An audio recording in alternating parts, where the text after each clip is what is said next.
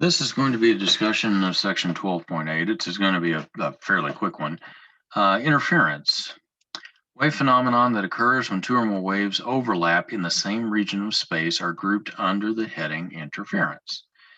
According to the principle of superposition, if two periodic waves are in step at a point, then their amplitudes add together. This phenomenon is called constructive interference.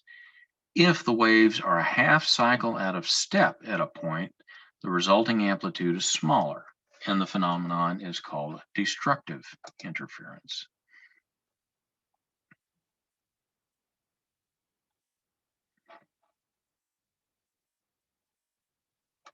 So, wave phenomenon that occurs with two or more periodic waves with the same frequency overlap in the same region are grouped under the heading of interference. Standing waves are a simple example of an interference effect. Two waves with the same frequency and amplitude traveling in opposite directions in a medium combine to produce a standing wave pattern with nodes and antinodes that do not move. So if we look at figure 12.26, this shows an example of interference involving waves that spread out in space.